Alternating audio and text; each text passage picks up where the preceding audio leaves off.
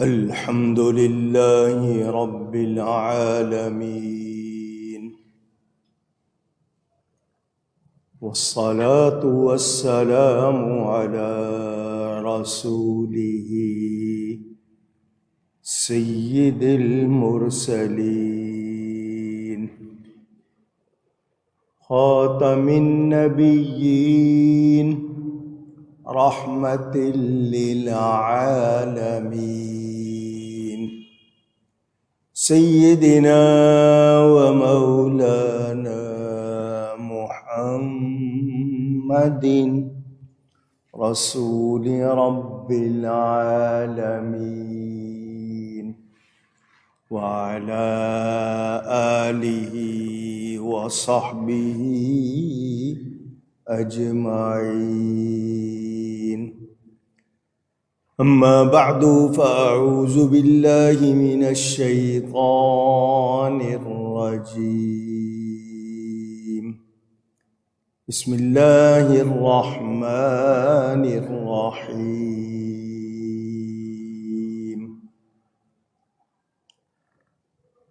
أولم يكفهم أنا أنزلنا عليك الكتاب يتلى عليهم إن في ذلك لرحمة وذكرى لقوم يؤمنون. قل كفى بالله بيني وبينكم شهيدا يعلم ما في السماوات والأرض والذين آمنوا بالباطل وكفروا بالله أولئك هم الخاسرون. صدق اللہ العلی العظیم. محبت کے ساتھ ایک مرتبہ دروشی پڑھ لیجئے. اللہم صلی علی سیدنا و مولانا محمد معدن الجود والکرم وآلہ وصحبہ وبارک وسلم. الصلاة والسلام عليك يا رسول الله. الصلاة والسلام عليك يا حبيب الله. الصلاة والسلام عليك يا رحمة للعالمين وعلى آلك وأصحابك يا شفيع المذنبين.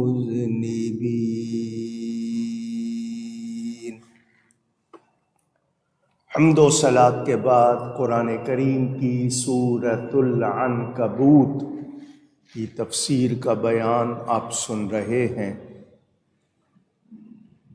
آپ نے سنا کہ کافروں نے نبی پاک صلی اللہ علیہ وآلہ وسلم پر اعتراض کیے، اللہ تعالیٰ نے جواب دیے اور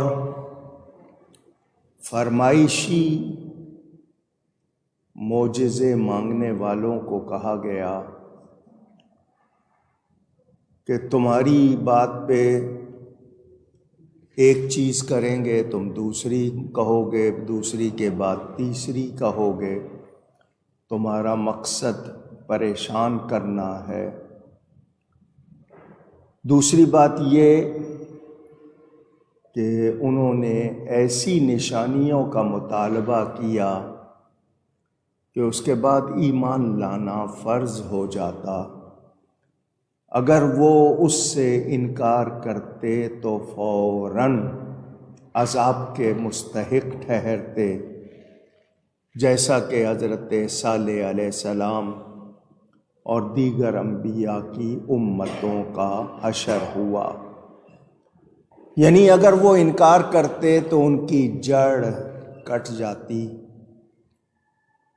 نبی کریم صلی اللہ علیہ وآلہ وسلم نے اللہ کی بارگاہ میں عرض کی تھی کہ میری امت پر پہلی امتوں کی طرح عذاب نہ آئے۔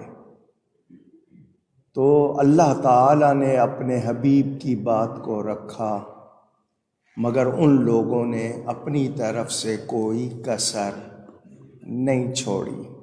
اللہ فرماتا ہے، اور کیا یہ انہیں بس نہیں کہ ہم نے اے حبیب آپ پر کتاب اتاری جو ان پر پڑھی جاتی ہے۔ یہ لوگ عربی جانتے ہیں، ان کو دعویٰ ہے کہ ہم بڑے اہل زبان ہیں، ہماری زبان بڑی صاف ہے، ستھری ہے، ہمارے مقابلے میں کوئی ہمارے جیسی گفتگو نہیں کر سکتا، دوسرے گونگے ہیں، بول نہیں سکتے۔ تو کیا یہ قرآن نہیں سنتے؟ ان پر یہ آیتیں پڑھی جاتی ہیں۔ بے شک قرآن کی آیات میں رحمت بھی ہے، نصیحت بھی ہے، مگر کن کے لیے؟ ایمان والوں کے لیے۔ ہٹ دھرم، ضدی، عناد رکھنے والے یہ لوگ اس سے شفا، رحمت، نصیحت حاصل نہیں کر سکتے۔ دوسری بات، جن کے دلوں کی آنکھیں اندھی ہو چکی ہیں ان کو حق نظر نہیں آتا۔ یہ قرآن نبی پاک صلی اللہ علیہ وآلہ وسلم کا سب سے بڑا معجزہ ہے، ایک واضح اور روشن دلیل ہے، مگر اس کے باوجود یہ دیگر اور دوسری نشانیوں کا مطالبہ کرتے ہیں۔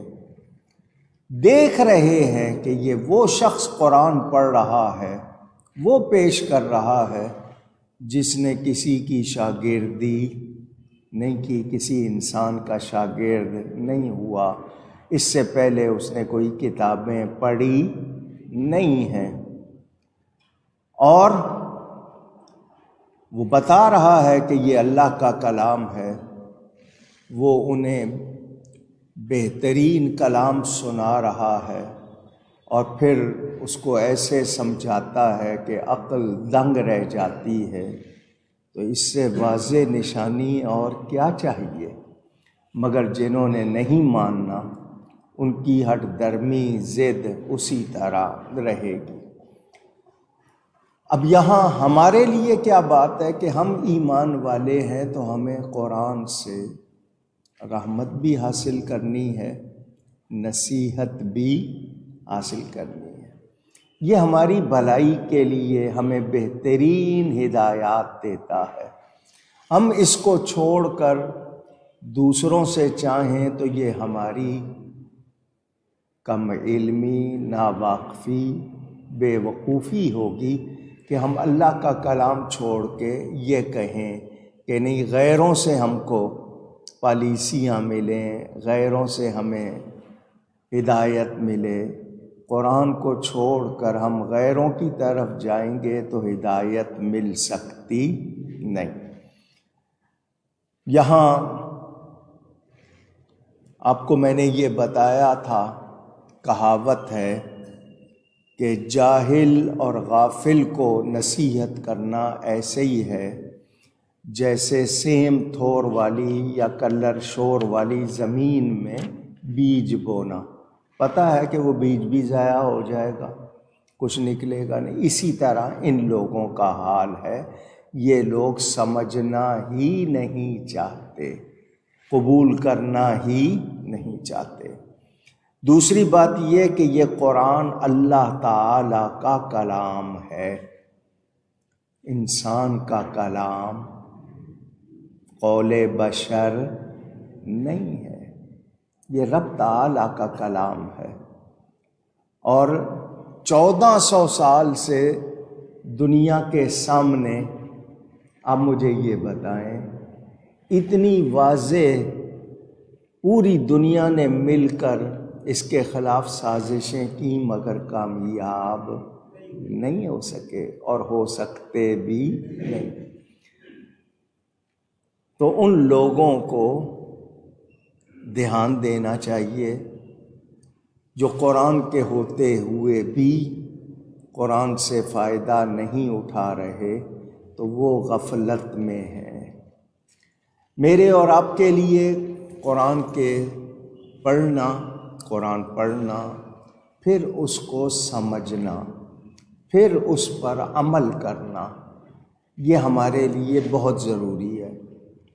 ہم لوگوں میں سے کچھ لوگ روزانہ تلاوت کر لیتے ہوں گے، بہت کم ہوں گے جو سمجھنے کی کوشش کرتے ہیں، اور عمل تو بہت ہی کم لوگ کرتے ہیں۔ اگر ہم واقعی سارے قرآن پڑھنے، سمجھنے، اس پر عمل کرنے پہ توجہ کریں تو ہماری زندگیاں بھی سنور جائیں، ہماری آخرت بھی بہتر ہو جائے۔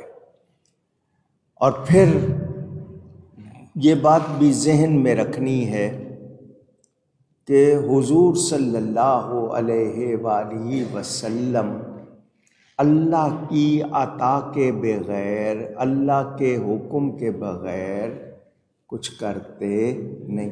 قرآن نے یہ بھی گواہی دے دی کہ ان کے تو ہونٹ بھی خود نہیں ہلتے جب تک اللہ کی وحی نہیں ہوتی۔ ہمارے پاس یہ بھی بات آ گئی، تو ہمیں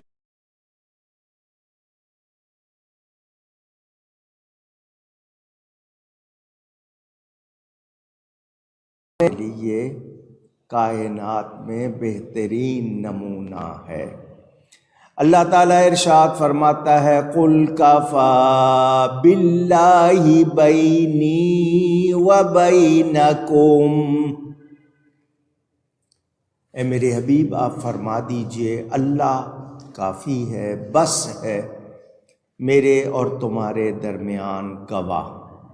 میں آپ کو پچھلے جمعے بتا چکا کہ قرآن کو یاد کرنا، قرآن کو پڑھنا، قرآن کو سمجھنا، یہ بہت ہی اعلیٰ سعادت ہے۔ جو یاد کر لیتے ہیں ان کا بھی بڑا درجہ ہے۔ جس کاغذ پر لکھ دیا جائے وہ کاغذ بھی محترم ہو جاتا ہے، عظمت والا ہو جاتا ہے۔ جس سینے میں قرآن آ جائے وہ سینہ بھی شان والا ہو جاتا ہے۔ قرآن میں تبدیلی اور تحریف، اس کے لفظوں کو کوئی بدل سکتا، اس کی زیر زبریں، اس کا ایک ایک حرف، اس کی پوری پوری آیتیں تمام اللہ تعالیٰ کی حفاظت میں ہیں، اس میں کوئی تبدیلی کر سکتا نہیں۔ اور یہ قرآن کوئی اٹھا نہیں سکتا، کیونکہ اللہ کی عطا سے چھوٹے چھوٹے بچے اس کو یاد کر لیتے ہیں ایک ایک زیر زبر کے ساتھ۔ کفار مکہ سرکشی میں حد سے بڑھ چکے تھے، وہ معجزات کا مطالبہ کرتے تھے، حالانکہ حضور صلی اللہ علیہ وسلم کے معجزات تمام نبیوں سے زیادہ ہیں۔ میں نے آپ کو یہ جملہ کئی بار سنایا ہے، باقی نبی معجزے لے کر آئے ہیں، ہمارے نبی خود معجزہ بن کر آئے ہیں۔ ان کے جو معجزے شمار کیے گئے ہیں وہ ہزاروں میں ہیں، جو شمار نہیں کیے گئے وہ کتنے ہیں؟ مہربانی۔ تو جو لوگ نبی پاک صلی اللہ علیہ وسلم کے معجزات کو دیکھ کر بھی مزید مطالبے کر رہے ہیں، اس کا مطلب وہ ماننا چاہتے نہیں۔ میں نے آپ کو بتایا تھا نبی پاک صلی اللہ علیہ وآلہ وسلم کے معجزات 3 قسم کے ہیں۔ ایک وہ جو بغیر اختیار ہر وقت آپ سے صادر ہوتے ہیں، جیسے نبی پاک کے جسم پاک کا سایہ نہ ہونا، پسینہ مبارک سے خوشبو آنا، جس پر ہاتھ پھیر دیں اس کے بدن سے خوشبو آنے لگ جائے۔ بعض وہ ہیں جن کے ظاہر کرنے میں، یعنی ایسے معجزات ہیں جن کے ظاہر کرنے میں حضور کو اختیار نہیں دیا گیا۔ کیسے؟ جیسے قرآنی آیات کہ حضور خود سے قرآنی آیات نہیں بنا رہے، بلکہ یہ رب کی طرف سے آ رہی ہیں، یہ رب کا کلام ہے۔ اور بعض وہ ہیں جو حضور کے اختیار سے صادر ہوئے، جیسے حضور نے پتھروں سے کلمہ پڑھوایا، چاند کے 2 ٹکڑے کیے، ڈوبے سورج کو لوٹایا۔ تو یہاں جو معجزات جو وہ مطالبہ کر رہے ہیں وہ دوسری قسم کے ہیں۔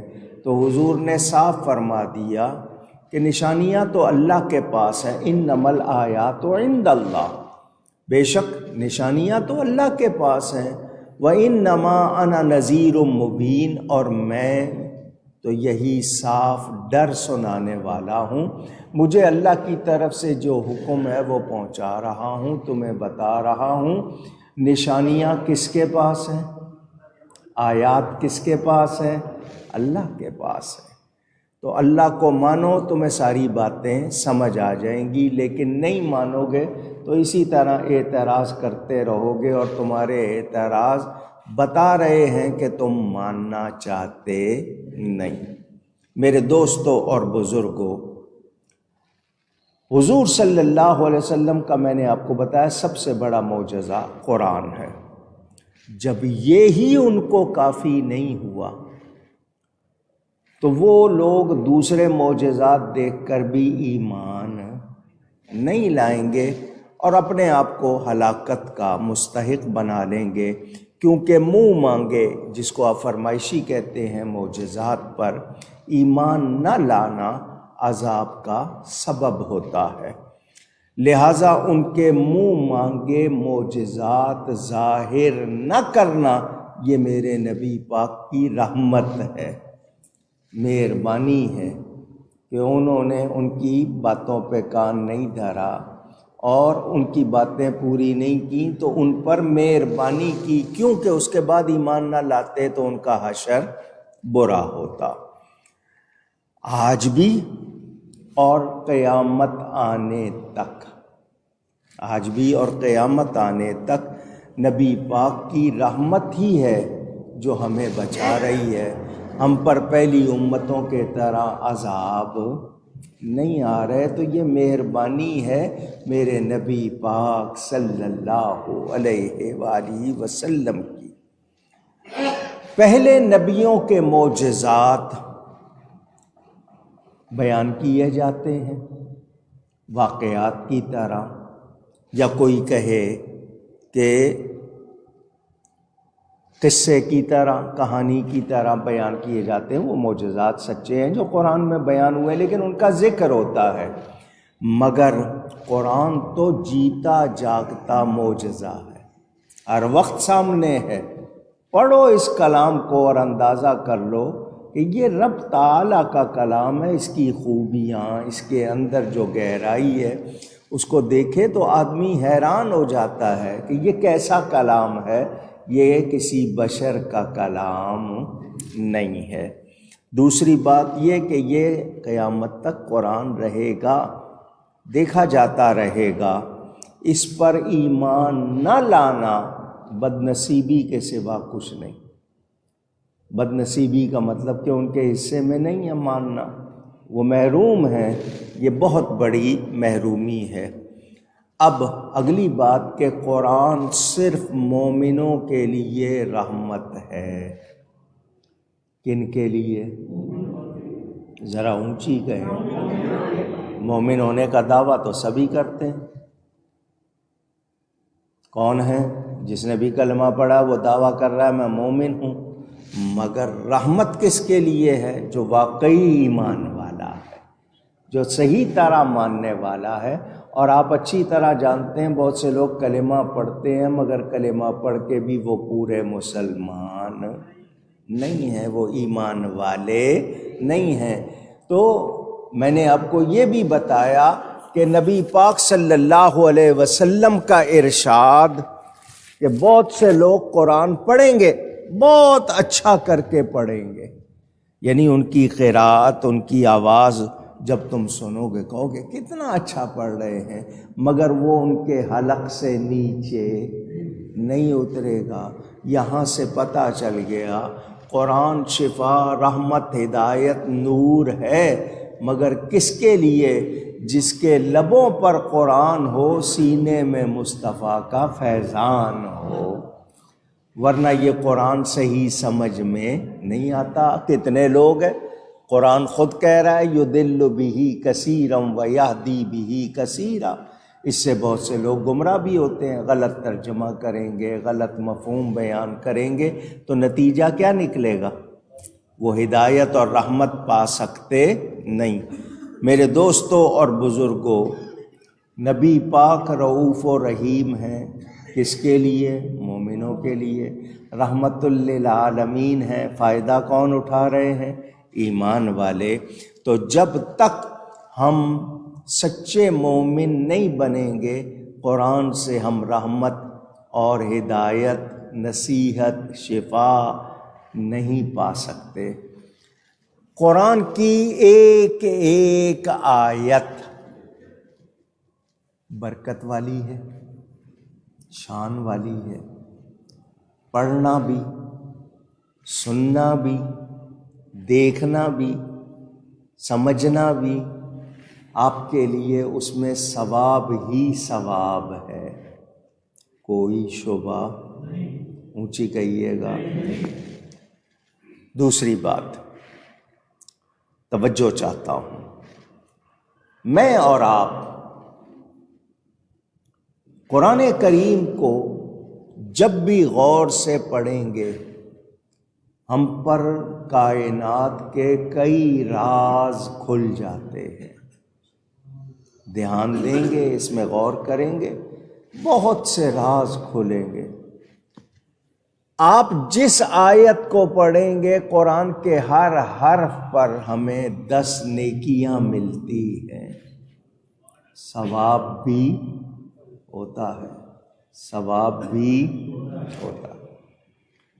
اس قرآن کو صرف محبت سے دیکھنے پر بھی ہمیں ثواب ملتا ہے۔ اب کوئی یہ کہے کہ میں نے قرآن پڑھا، مجھے تو شفا نہیں ملی، نور نہیں ملا، ہدایت نہیں ملی، تو کہیں اس کے ایمان میں کمی ہوگی، یا اس نے جس طرح پڑھنا تھا اس طرح پڑھا اور سمجھا نہیں۔ سورہ فاتحہ، ویسے تو معنی کرتے ہیں فاتحہ کے معنی کھولنے والی، کیونکہ قرآن کی پہلی سورت ہے ترتیب میں سورہ فاتحہ۔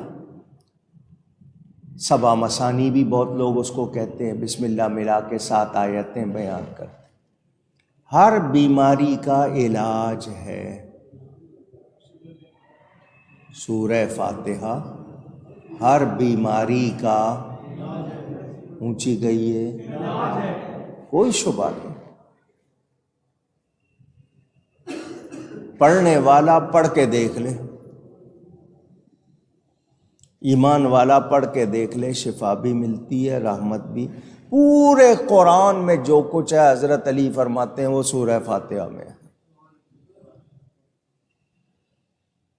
اس قرآن کو وہ فرماتے ہیں جو سورہ فاتحہ میں وہ بسم اللہ میں، جو بسم اللہ میں ہے وہ بے میں۔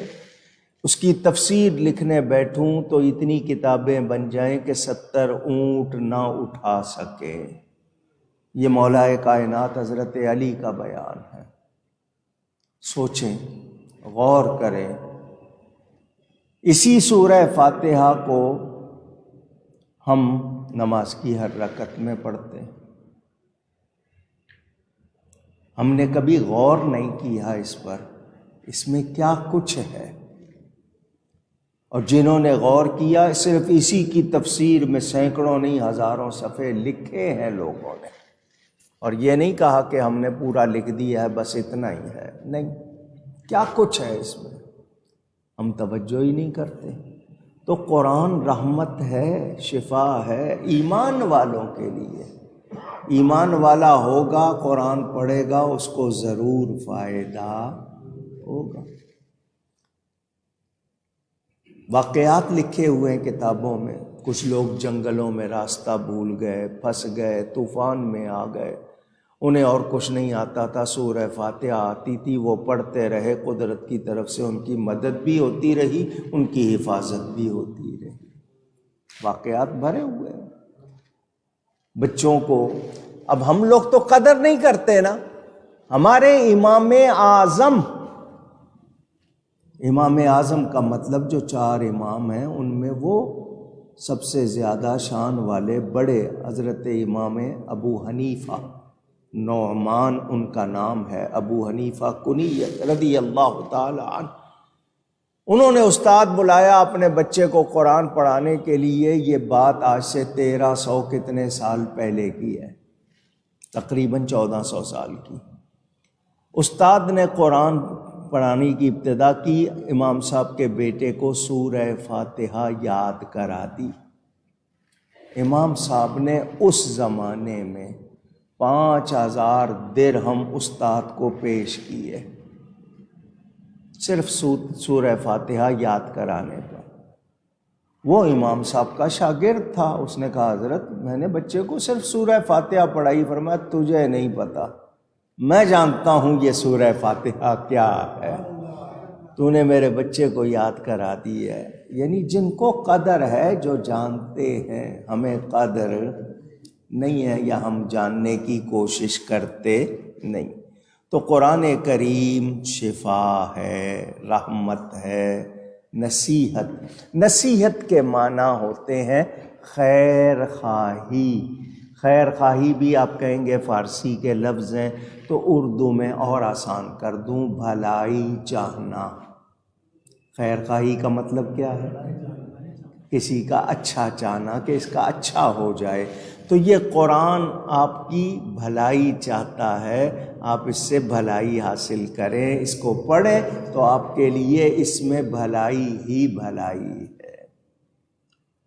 اللہ تعالیٰ توفیق دے تو اس قرآن کو دھیان سے پڑھیں، روزانہ پڑھیں، محبت ہو جائے اس کی، کیونکہ 7 منزلیں ہیں۔ حضرت سیدنا عثمان غنی رضی اللہ تعالی عنہ جتنا ایک دن میں پڑھتے تھے اس کو منزل بتا دیا گیا، پھر دوسرے دن جتنا پڑھتے تھے اس کو منزل بتا دیا گیا۔ اسی طرح قرآن کی منزلیں بیان کر دی گئیں۔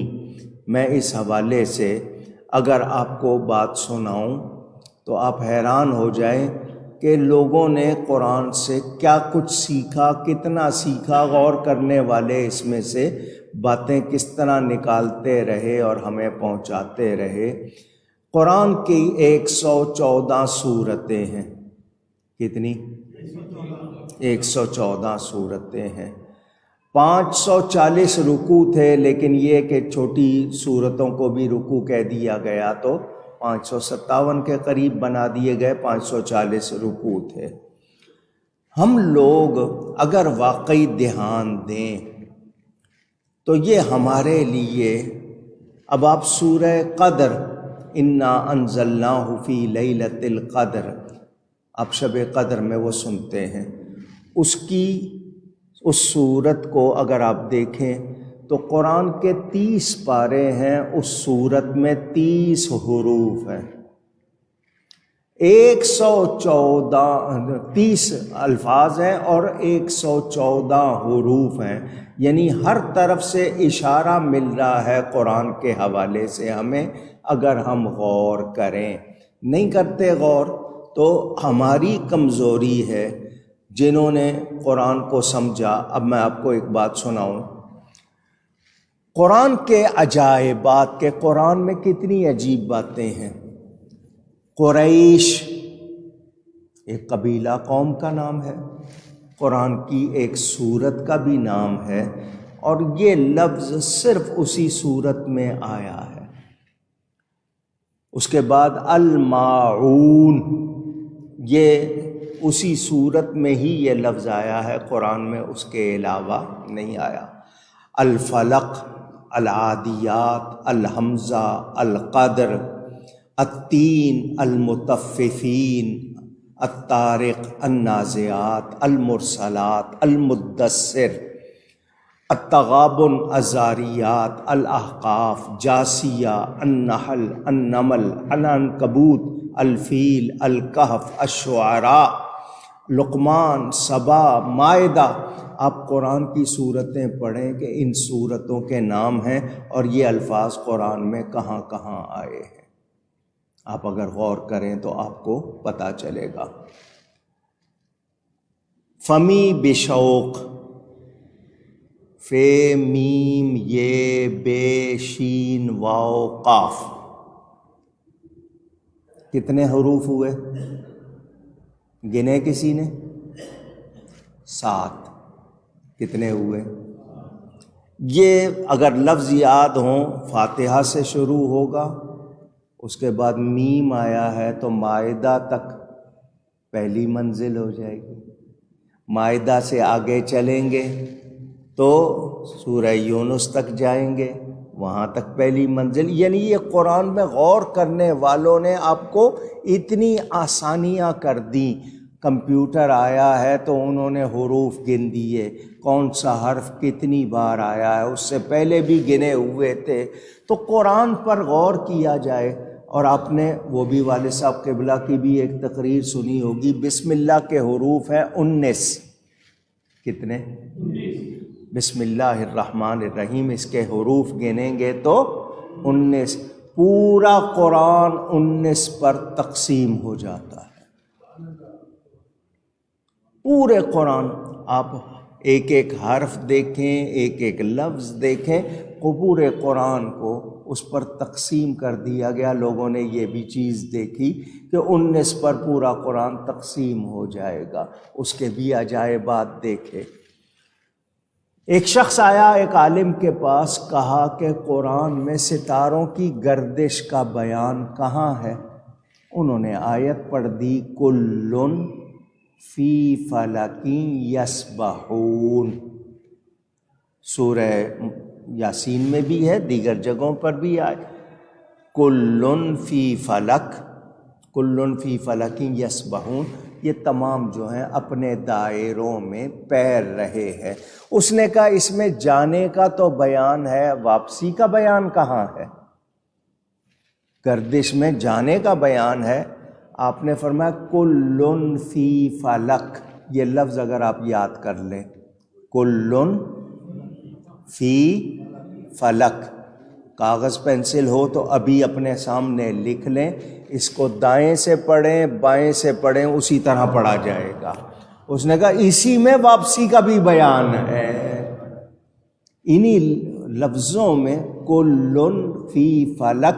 دائیں سے لکھیں، آپ بائیں سے لکھیں، وہی لفظ رہیں گے، بدلیں گے نہیں۔ جانے کا بھی بیان ہے، آنے کا بھی بیان ہے۔ اس طرح بھی دیکھیں مسئلے حل کیے سمجھنے والوں نے، اور آج تک کتنی باتیں ہیں جو لوگ اس میں غور کر کے معلوم کر رہے ہیں، پانی کے حوالے سے، زمین کے حوالے سے، کائنات کے حوالے سے۔ امریکہ والے چاند پر پہنچنے کا دعویٰ کرتے ہیں، وہ پہنچ کر چاند کو سمجھے نہیں ہیں، قرآن پڑھیں گے آپ کو یہ بھی سمجھ آ جائے گی، مگر غور ہی نہ کریں، دھیان ہی نہ دیں، تو پھر یہ ہماری کمزوری۔ تو اس میں نصیحت بھی ہے، ہماری بھلائی بھی ہے، اور اس میں رحمت ہے، یعنی ہم پر مہربانی بھی ہے۔ آپ کو دوسری کوئی ایسے لفظ بتائیں، لوگوں کو پڑھنے مشکل ہو جاتے ہیں، مگر قرآن کو آسان کر دیا گیا، یاد کرنے کے لیے بھی، پڑھنے کے لیے بھی۔ تو یہ مہربانی ہے یا نہیں؟ اور میں نے کہا نا پہلے معجزات کا تذکرہ، حضرت موسیٰ کا تذکرہ کہ وہ لاٹھی مارتے تھے، پتھر پہ چشمے جاری ہوتے تھے، بہت بڑی بات۔ اپنا ہاتھ اپنی بغل کے نیچے گریبان میں ڈال کے نکالتے تھے، چاند کی طرح چمکتا تھا۔ بڑی بات ہے، مانتے ہیں، معجزات کو مانتے ہیں، مگر وہ ذکر ہے، صرف واقعات کا تذکرہ۔ قرآن تو جیتا جاگتا معجزہ موجود ہے، سامنے ہے۔ غور کریں اس میں تدبر کریں، اس میں دھیان۔ کتنے لوگ ہیں انہوں نے عمریں لگا دی، کچھ نے صرف پڑھنے میں لگا دی، کچھ نے سمجھنے میں لگا دی۔ کتنے اچھے ہیں وہ جنہوں نے عمل میں لگا دی۔ تو قرآن اللہ کا کلام، تو ہمیں اس سے محبت ہونی چاہیے۔ اور فرمایا میرے حبیب آپ فرما دیجئے اللہ کافی ہے، بس ہے میرے اور تمہارے درمیان گواہ، رب تعالیٰ کی توحید کے گواہ اور حضور یعنی اللہ تعالیٰ کی توحید کے گواہ ہیں حضور، اور حضور کی نبوت کا گواہ ہے اللہ۔ قرآن میں اللہ فرماتا ہے محمد الرسول اللہ صلی اللہ علیہ وسلم، محمد صلی اللہ علیہ وسلم اللہ کے رسول، وکفیٰ باللہ شہیدا، اور اللہ کافی ہے گواہ۔ کیا مطلب؟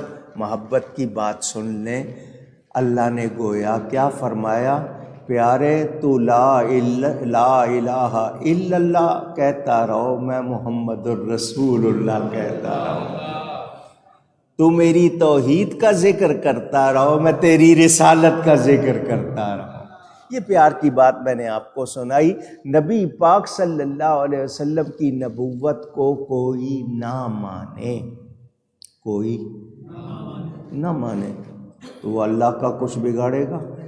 نبی پاک کا کچھ بگاڑے گا؟ اپنا ہی بگاڑے گا۔ جو اللہ کی توحید نہ مانے اللہ کا کچھ بگاڑے گا؟ اونچی۔ تو اللہ نے فرمایا پیارے تو میرا گواہ، میں تیرا گواہ، تو میرا ذکر کرتا رہو، میں تیرا ذکر۔ کوئی مانے نہ مانے اپنے بھلے برے کو، جو چاہتا ہے اپنی بھلائی مان لے، جو نہیں چاہتا وہ اپنا نقصان کرے گا۔ اللہ کافی ہے میرے اور تمہارے درمیان گواہ۔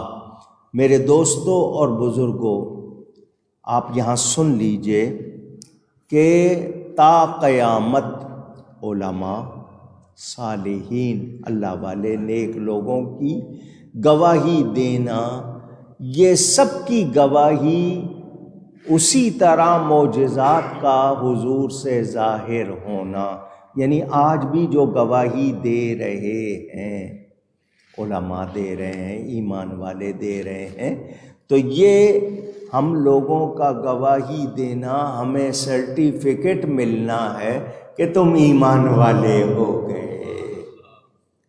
ہم اگر گواہی دے رہے ہیں اللہ کی، رسول کی، تو یہ ہم پر مہربانی، ہمیں سند مل رہی ہے مومن ہونے کی، اور اس کے بدلے میں کیا مل رہا ہے؟ جنت مل رہی ہے، انعام مل رہا ہے کہ مانو گے تو کامیاب ہوو گے، نہیں مانو گے تو کامیاب نہیں ہو۔ قرآن میں جو بیان ہے، کچھ لوگ اس طرح کہتے ہیں کہ دین میں سختی نہیں ہے، وہ کہتے ہیں کسی کو زبردستی مسلمان نہیں کیا جا سکتا۔ میں نے کب کہا کہ ہم چاہتے ہیں لوگوں کو زبردستی مسلمان کریں؟ کوئی نہیں مانتا ہے، ہم نے کبھی زبردستی نہیں، کوئی ان کی گردن پہ بندوق نہیں رکھ دی کہ کلمہ پڑھو ورنہ مار دیں گے، ایسا کبھی کیا؟ اونچی کبھی سنا؟ قرآن کریم پڑھا، کتنے لوگ قرآن کو سن کر مسلمان ہو گئے، نبی پاک کا ذکر ہوا، آج بھی کتنے لوگ ہیں قرآن پڑھ رہے ہیں اور ان کا سینہ روشن ہو رہا ہے اور وہ ایمان لا رہے ہیں۔ زبردستی نہ مسلمان کیا گیا، نہ کوئی ہوا، ذہن میں بٹھا لیں، جبرن زبردستی کوئی مسلمان کیا گیا، نہ کوئی ہوا۔ جتنے بھی ایمان لائے ہیں وہ سچائی کی وجہ سے۔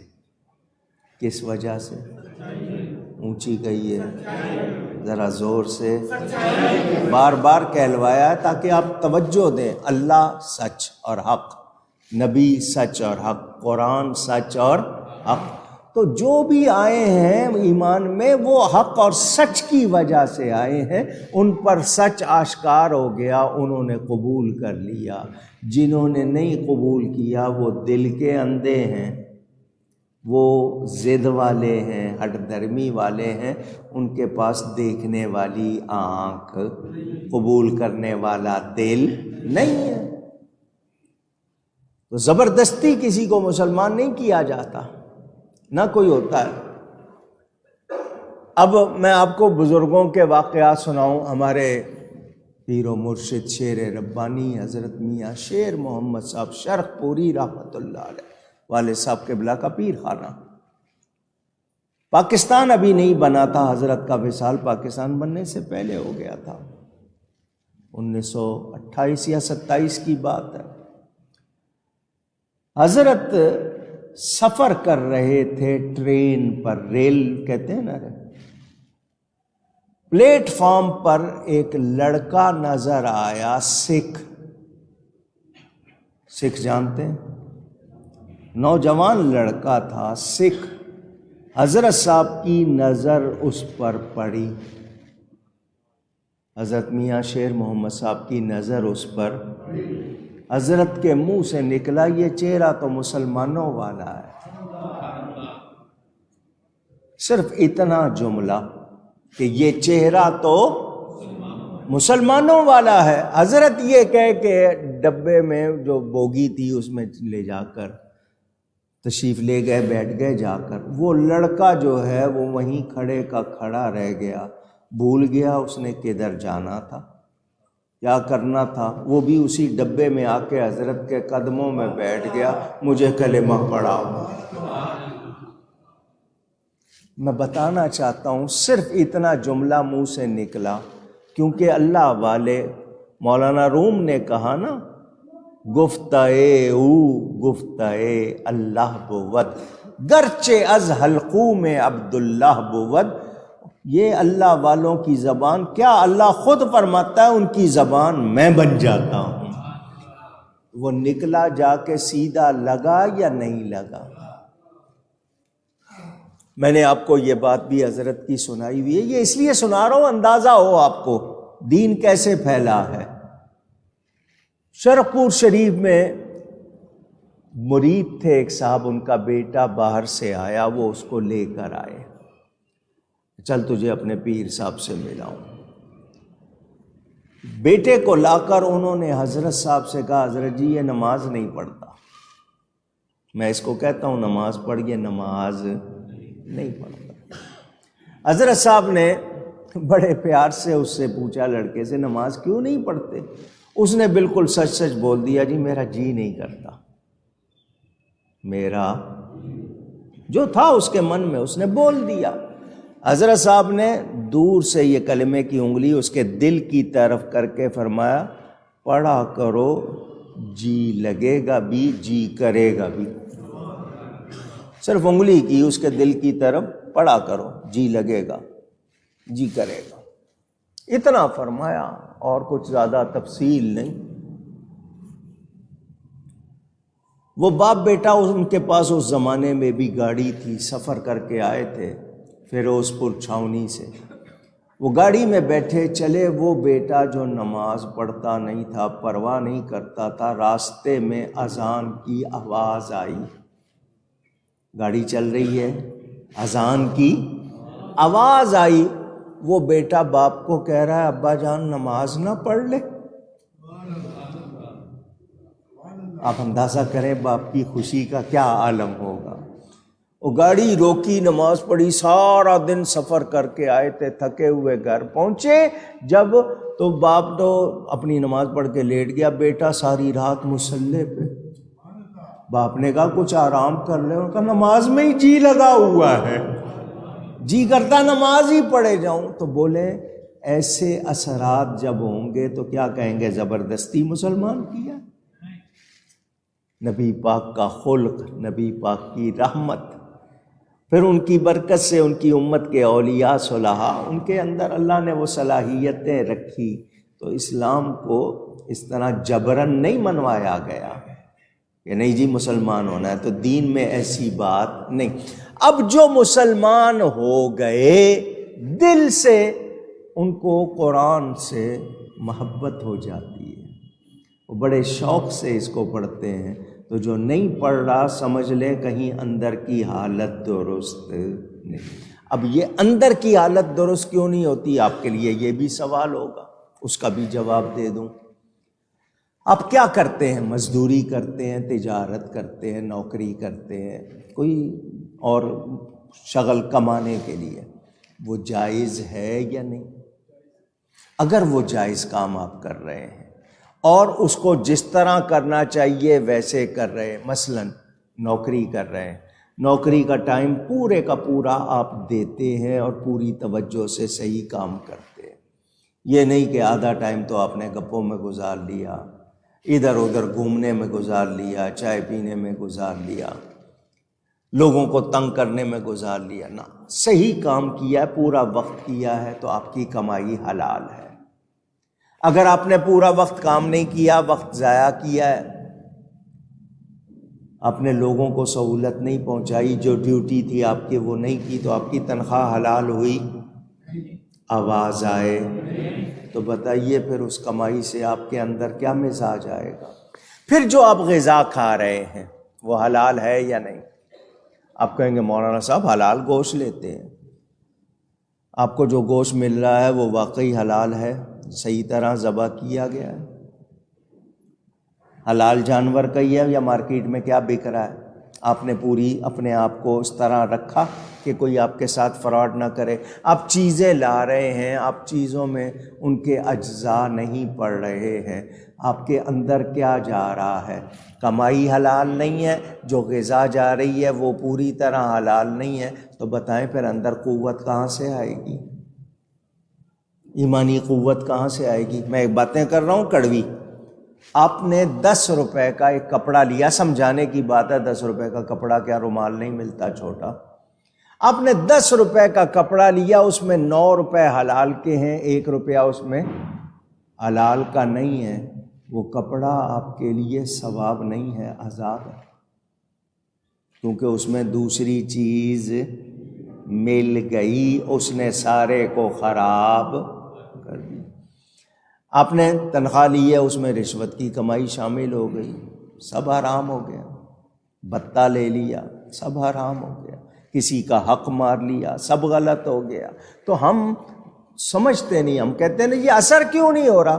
تو اپنی کمائی کو بھی دیکھو، اپنی غذا کو بھی دیکھو، اپنی صحبت بھی دیکھو، کہاں دل لگتا ہے؟ مسجد میں دل لگتا ہے، اللہ والوں کے پاس دل لگتا ہے، یا غلط چیزوں میں دل لگتا ہے؟ اکیلے میں جب آپ ہوتے ہیں نا، اکیلے میں آپ کا کیا جی چاہتا ہے، اس وقت آپ کو اپنی اصلیت معلوم ہو جاتی ہے کہ کہاں آپ کا دل لگ رہا ہے۔ تو ہم جو کہتے ہیں نا جی اثر نہیں، پہلے لوگ ایسے تھے، تو ان کی چیزیں دیکھو نا، ان کی کمائی حلال، ان کی غذا حلال، ان کے شوق، ان کی باتیں۔ ہم آج دیکھیں کہ ہمیں رغبت زیادہ، رجحان، دھیان کدھر ہے، میلان کدھر ہے ہمارا؟ اس کی وجہ سے پھر ہم پر اثر نہیں ہوتا۔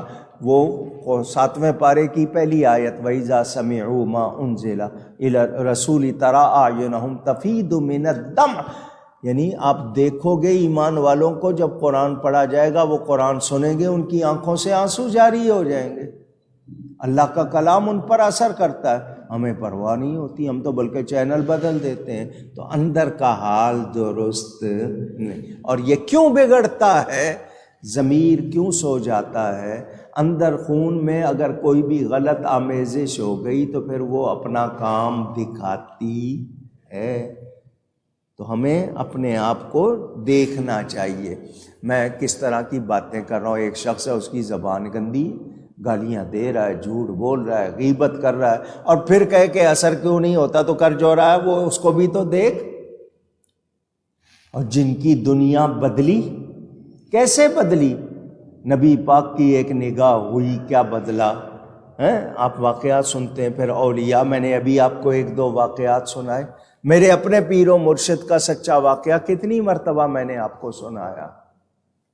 اکاڑا شہر جو جی ٹی روڈ جس کو کہتے ہیں، شیر شاہ سوری نے جو سڑک بنائی تھی، پاکستان والوں نے اس کا نام G T road, grand trunk road رکھ دیا۔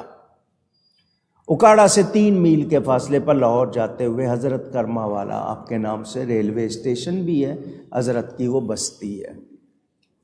یہ بات آج سے کوئی 60 سال پہلے کی یا اس سے بھی زیادہ، یعنی 60-70 سال پہلے کی بات سنا رہا ہوں آپ کو۔ منڈ کمری جس کا اب نیا نام ساہیوال، اکاڑے سے تقریباً 25-30 میل کے فاصلے پر وہ شہر ہے۔ اکاڑا میں ایک کسی مالدار شخص کی شادی تھی، اس کے گھر میں اس کی بچی کی شادی تھی۔ ساہیوال میں رہنے والے شخص کو اس سے دشمنی تھی، اس نے کرائے کے لوگ جن کو آپ غنڈے، معاش کہتے ہیں گزر بسر کو، جو بری بسر کریں ان کو معاش کہتے ہیں، غلط کریں تو۔ اس نے کرائے کا ایک بندہ لیا۔ اس زمانے میں گاڑیاں اتنی عام نہیں تھیں، رونقیں اتنی نہیں تھیں، اور یہ کھمبے بجلی وغیرہ اتنا سلسلہ نہیں تھا۔ اس بندے کی ڈیوٹی لگائی کہ تو نے اس کے گھر سے لڑکی اٹھانی ہے، ایک رات کے لیے لڑکی اٹھانی ہے، لڑکی کو کچھ کہنا نہیں، اور صبح لڑکی چھوڑ دینی ہے۔ اگلے کے لیے اتنی بات ہی بہت بدنامی ہو جائے تو پھر رہ کیا جائے گا پیچھے؟ عزت نہ رہی تو کیا رہ جائے گا؟ صحت نہ رہی کچھ نہیں گیا، دولت نہ رہی کچھ نہیں گیا، عزت چلی گئی تو سب کچھ چلا گیا۔ آپ کے ہاں بھی یہ کہاوت ہے۔ تو اس نے اس شخص کو بدلہ لینا تھا یا اس کو تنگ کرنا تھا، یہ کہا کہ لڑکی اٹھانا اور لڑکی اٹھا کے بعد میں صبح چھوڑ دینا۔ اب یہ کام اس نے پیسے دے دیے اس شخص کو، میں اس شخص کا نام نہیں لے رہا، میں نے اس کو خود دیکھا بعد میں، جب اس کا ذکر سنا، میں نے نام نہیں لے رہا، ان کی اولاد یا کوئی سنے تو شاید ان کو عجیب لگے۔ اس شخص نے پروگرام بنایا، وہ ساہیوال سے منڈ کمری سے گاڑی پر اکاڑا آ گئے، اپنی کار تھی ان کے پاس، ابھی اندھیرا نہیں ہوا تھا، تو اس نے کہا کہ اگر ہم شہر میں جائیں گے لوگ ہمیں دیکھ لیں گے، پہچان ہو جائے گی، کوئی نہ کوئی اندازہ تو ہوتا ہے لوگوں کو، تو اندھیرا ہونے دو، اندھیرا ہونے کے بعد شہر میں جائیں گے۔ ان کا یہ اب آ گئے ہیں تو یہ وقت کہاں گزاریں؟ تو ان میں سے ایک نے کہا قریب میں آستانہ ہے حضرت صاحب کرما والے رحمت اللہ علیہ کا، تو وہاں چلے جاتے ہیں، وہاں کھانا بھی ملتا ہے، وہ مغرب کی نماز کے ساتھ ہی فوراً کھانا دے دیتے ہیں، تو کھانا بھی کھا لیں گے، اندھیرا بھی ہو جائے گا تو پھر بستی میں آ جائیں گے۔ وہ لوگ آ گئے، نماز تو انہوں نے پڑھی نہیں، کھانے والوں میں بیٹھ گئے۔ حضرت صاحب کھانے کی نگرانی خود فرماتے تھے، سنت کے مطابق بٹھانا، کھانا دیکھنا کہ صحیح مل رہا ہے، سب کو نہیں مل رہا۔ بڑا لذیذ سادہ سا کھانا ہوتا تھا، لیکن اتنا لذیذ کہ بندہ ڈبل کھاتا تھا، برکت ہوتی تھی۔ حضرت صاحب کھانا جب لگ گیا، لوگ کھانے لگ گئے، اسی شخص کے پیچھے آ کے کھڑے ہو گئے، وہ جو ڈاکہ ڈالنے آیا تھا، وہ جس کو آپ بدماش یا غنڈا اس زبان میں جو بھی کہتے ہیں، اس کے پیچھے آ کے کھڑے ہو گئے اور اس کے کندھے پہ ہاتھ رکھ دیا، اس کے کندھے پہ، اور لانگری جو کھانا تقسیم کر رہا تھا اس کو فرمایا اس کے برتن میں زیادہ ڈال دے، اس نے بڑی محنت کرنی ہے، اس نے بڑی، بس اتنا جملہ کہہ کے حضرت صاحب آگے چلے گئے، وہ کھانا بھول گیا، حضرت نے ہاتھ رکھ دیا تھا نا، جو کام کرنا تھا وہ کر دیا تھا، وہ کھانا بھول گیا، اس کے آنسو بہنے لگ گئے۔ ساتھیوں نے کہا اور کیا ہو گیا؟ وہ روئے جائے، پھر اس کی کیفیت بدلی، زیادہ رونے لگ گیا۔ وہ دوسروں نے کھانا کھا کے اس کو کہا چل وہ وہیں بیٹھا ہوا ہے، وہ اس کو اٹھا رہے ہیں وہ اٹھ نہیں رہا۔ اگلوں نے کہا یہ تو مسئلہ بن جائے گا، کافی دیر انہوں نے کوشش کی، اس کے بعد انہوں نے کہا جب نہیں کر رہا ہے تو چلو ہم چاہتے ہیں، وہ ہٹ گئے، وہیں بیٹھا ہوا ہے، رو رہا ہے 24 گھنٹے روتا رہا۔ اگلے دن تک وہ روتا ہی رہا، وہاں تڑپتا رہا۔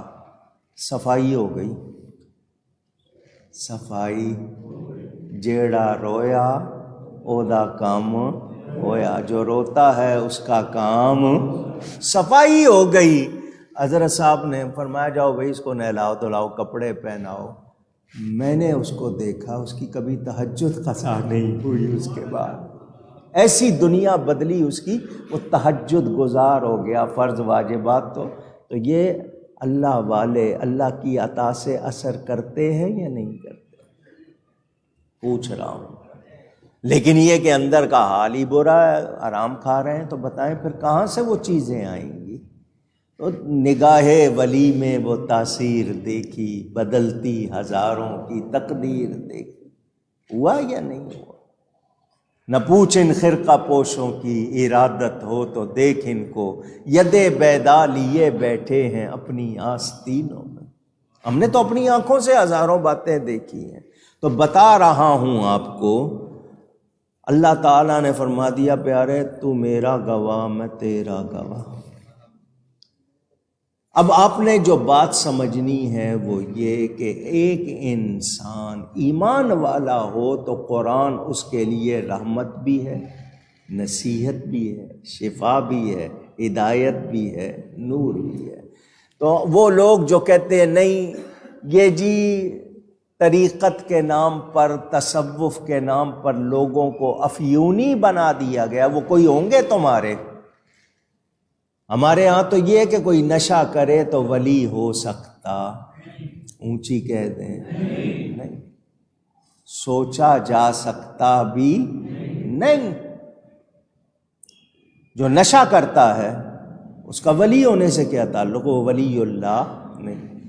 میں نے آپ کو یہ بات بھی سنائی ہوئی، اب آ جاتی ہیں باتیں تو دوہرا دیتا ہوں آپ کے ذہنوں میں تازہ ہو جائے۔ اس بات کو تھانوی صاحب نے بھی لکھا ہے، ان کا حوالہ اس لیے دے دیا کہ کوئی یہ نہ کہے کہ میں صرف اپنی بات کر رہا ہوں، انہوں نے بھی اس کو لکھا ہے حفاظات یومیہ میں۔ شیخ محقق حضرت شاہ عبد الحق محدث دہلوی رحمۃ اللہ علیہ، رہنے والے ہیں افغانستان کے۔ الحطہ کتاب کا نام ہے، نواب صدیق حسن خان بھوپالی کی کتاب ہے۔ اس میں یہ بیان موجود ہے کہ ہندوستان میں حدیث کا علم پھیلایا ہے تو حضرت شاہ عبد الحق دہلوی نے پھیلایا۔ بہت بڑے عالم تھے، افغانستان سے سفر کر کے گئے مدینہ منورہ، حضور صلی اللہ علیہ وسلم کے روضے پر جا کے سلام کیا، عرض کی حضور گھر چھوڑ کے آیا ہوں، خاندان چھوڑ کے آیا ہوں، وطن چھوڑ کے آیا ہوں، ساز و سامان مکان سب کچھ چھوڑ کے آیا ہوں آپ کے پاس، مجھے مدینہ منورہ میں رہنے کی اجازت دیجیے، یہاں آپ کے شہر میں رہوں گا۔ نبی کریم صلی اللہ علیہ وسلم خواب میں ملے، فرمایا ہمارا حکم ہے ہندوستان جاؤ۔ کہاں جاؤ؟ وہاں جا کر ہمارے دین کی تبلیغ کرو۔ اگلی صبح پھر حضور کے روضے پر حاضر ہوئے، حضور میں سب کچھ چھوڑ کے آپ کے پاس رہنے کے لیے آیا ہوں، یہاں رہوں گا، روزانہ آپ کے روضہ شریف کی زیارت کروں گا، آپ کی مسجد میں نماز پڑھوں گا، آپ کے پاس سب کچھ چھوڑ کے آپ کے پاس آیا ہوں، روزانہ آپ کے روضے پہ حاضری ہوگی۔ حضور دوبارہ خواب میں ملے، فرمایا ہمارا حکم ہے ہندوستان جاؤ، یہاں رہو گے تو ہمارے روضے کو دیکھو گے، ہندوستان جاؤ گے تو روز ہمیں دیکھو گے، روزانہ ہماری زیارت ہوگی۔ اور سنو ہندوستان جاؤ تو ذرا فقیروں پہ نظر رکھنا، فقیروں پہ نظر رکھنا، جب ڈیوٹی لگتی ہے تو پھر کمالات بھی عطا ہوتے ہیں۔ سفر کر کے ہندوستان آئے، جو ہی مدینہ منورہ کی حد سے نکلے، روزانہ حضور کی زیارت ہونے لگ گئی۔ براہ راست مسئلے پوچھ رہے ہیں حضور سے بات۔ ہندوستان آ گئے، دہلی نام تھا، دہلی بنا دیا، پرانا نام اس کا شاہ جہان آباد، شاہ جہان نے آباد کیا تھا، پھر دلی ہو گیا، اب دہلی ہو گیا، اور انگلش والوں نے بگاڑ کے دہلی کر دیا۔ بہرحال وہاں آ گئے، نئے آئے تھے، کسی سے جان پہچان نہیں، کچھ نہیں۔ یہ 400 کتنے سال کی بات ہے، مغل اعظم اکبر کا زمانہ۔ ایک فقیر کی شہرت ہو گئی دلی میں کہ بستی کے باہر ایک فقیر بیٹھا ہے، بڑا پہنچا ہوا ہے، دل کی باتیں بتاتا ہے، آپ کے دل میں جو سوچ کے جاؤ بتاتا ہے، بڑا پہنچا ہوا ہے، جو کہتا ہے وہ ہو جاتا ہے، کسی سے کچھ لیتا دیتا نہیں۔ حضرت کو یاد آ گیا کہ حضور نے فرمایا تھا فقیروں پہ نظر رکھنا، ذرا فقیروں کو دیکھتے رہنا، میرے نبی سے کچھ چھپا ہوا نہیں۔ یہ جب سنا اس کے بعد چلے، وہاں پر سفر کر کے بستی سے باہر گئے تو وہاں لوگ جمع تھے، درمیان میں بڑا سا وہ کنڈا جس کو کہتے ہیں رکھا ہوا تھا، اور لوگ ارد گرد بیٹھے ہوئے تھے، وہ جو ان کا تھا ملنگ جس کو فقیر کہتے تھے وہ بیٹھا ہوا تھا۔ اب حضرت کو تو آئے ہوئے زیادہ عرصہ بھی نہیں ہوا، اس علاقے میں کبھی گئے نہیں، کوئی جانتا نہیں۔ اس ملنگ نے دور سے ہی کہا عبدالحق آگے آ جاؤ۔ میں اور آپ ہوتے تو وہیں کہہ دیتے کہ یہ تو واقعی پہنچا ہوا ہے، میرا نام بھی جانتا ہے، میں کبھی یہاں آیا نہیں، مجھے کوئی پہچانتا نہیں، یہ مجھے پہچان رہا ہے، نام بھی پتہ ہے۔ ہم تو یہی سوچتے، آپ نے خیال کیا شاید کسی اور کو، اس نے کہا نہیں تمہیں ہی کہہ رہا ہوں عبدالحق آگے آ جاؤ۔ اللہ والوں کی حفاظت ہوتی ہے، اللہ والوں کی۔ آگے ہوئے تو دیکھا کنڈے میں بھانگ گھوٹی جا رہی تھی اور پیالے بھر بھر کے لوگوں کو دیے جا رہے تھے، بو آ رہی تھی اس کی۔ اس نے اپنے ساتھیوں سے کہا ایک پیالہ اس کو بھی دو۔ وہ کسی نے پیالہ آپ کے قریب کیا، آپ نے اس کی بو سونگھ کے کہا کیا ہے یہ؟ اس ملنگ نے کہا پوچھو نہیں، پی لو، پوچھو نہیں، پی لو۔ آپ نے فرمایا اس میں سے بو آ رہی ہے، یہ تو کوئی غلط چیز لگتی ہے، یہ تو جائز نہیں ہے۔ اس نے کہا فتویٰ نہیں لگاؤ، پی لو، فتویٰ نہیں لگاؤ، پی لو۔ آپ نے فرمایا نہیں یہ تو جائز نہیں۔ اس نے کہا نہیں پیو گے تو پچھتاؤ گے، نہیں پیو گے تو۔ عام آدمی ہو تو کیا حال ہو جائے۔ حضرت حیران، کیا ہو رہا ہے یہ؟ میرا نام لیا، اس طرح لوگ آتے ہوں گے، ان کے دل کی بات کرتا ہوگا، لوگ گمراہ ہوتے ہوں گے، یہ نشے کی چیز پلا رہا ہے، حرام ہے، یہ کہاں سے فقیر ہو گیا، یہ کہاں سے ولی ہو گیا، لوگوں کو کس طرح گمراہ کر رہا ہے۔ آپ نے پینے سے انکار کر دیا، اس نے کہا تو پچھتائے گا۔ آپ نے فرمایا پچھتانا منظور ہے، شریعت کے خلاف کرنا منظور نہیں ہے۔ آپ روتے ہوئے واپس آ گئے کہ یہ کتنے لوگوں کو گمراہ کر رہا ہے۔ روزانہ بلا ناغہ زیارت ہوتی تھی، اس رات زیارت نہیں ہوئی، اس رات زیارت نہیں۔ آپ سن رہے ہیں، میں سنا رہا ہوں، میں اور آپ اس کیفیت کو نہیں سمجھ سکتے۔ جس کو روز زیارت ہوتی اور نہ ہو، کیا حال ہوا ہوگا۔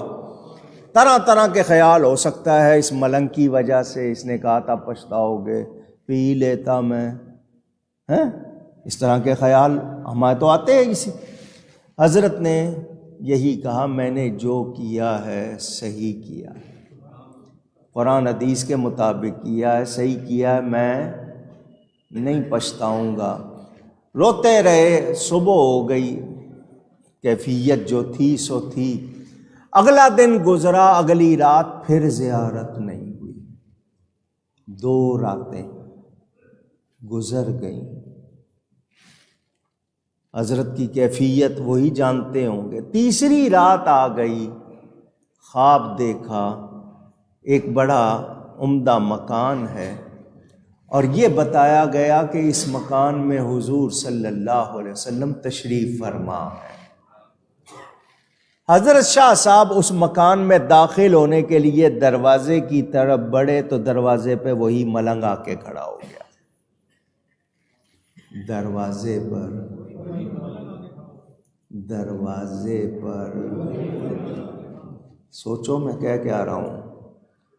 لوگ کہتے ہیں اگر غلط ہوتا تو ان کے دروازے پہ کیوں ہوتا. کچھ اشارہ سمجھے ہو؟ اگر فلاں لوگ غلط ہیں تو وہاں کیوں ہیں؟ نہیں سمجھے ابھی بھی؟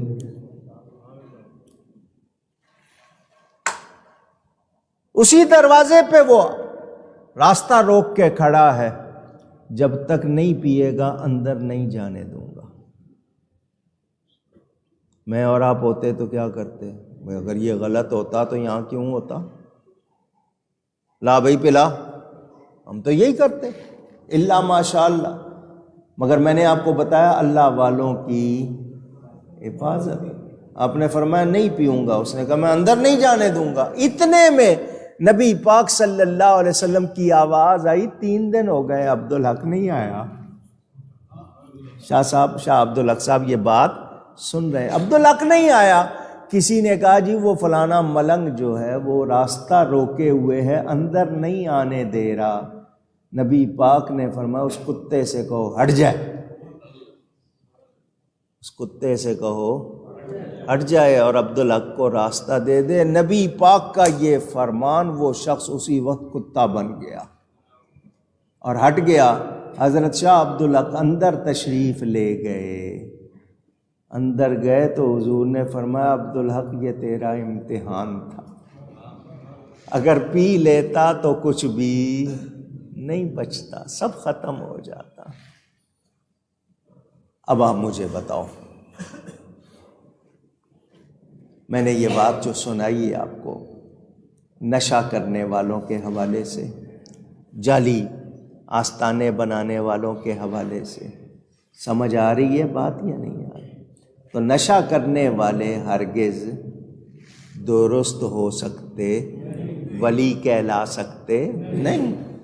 اور آپ نے دیکھا، آپ کہیں گے جی مزاروں پہ یہ بٹھائے گئے ہیں، دشمنوں نے بٹھائے مزاروں کو بدنام کرنے کے لیے. جو نشہ کرے گا کیا اللہ کا ولی، اللہ کا دوست بن سکتا ہے؟ اونچی کہیے نہیں. تو بدنام کر رہے ہیں. تو جو اللہ والے ہیں ان کی صحبت میں بیٹھیں تو ایمان ملتا ہے. ان کو درجہ مرتبہ ملا ہے اللہ والوں کو شریعت و سنت کی پابندی کی وجہ سے. تو ان کے مزار پر کوئی شریعت و سنت کے خلاف کام ہوگا، کیا وہ خوش ہوں گے؟ اونچی. یہ جو لوگ کر رہے ہیں یہ لوگوں کا عمل ہے، ان کو ہرگز یہ بات پسند نہیں.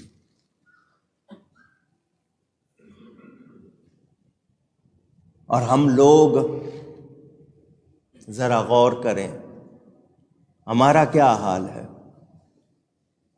ہم اللہ والوں کے پاس جاتے ہیں تو جا کے کیا جی میرا فلانا کام ہو جائے، فلانی چیز ہو جائے دنیا کے لیے. کبھی گئے کہ جی ہمارا ایمان سلامت رہے، ہماری آخرت اچھی ہو جائے.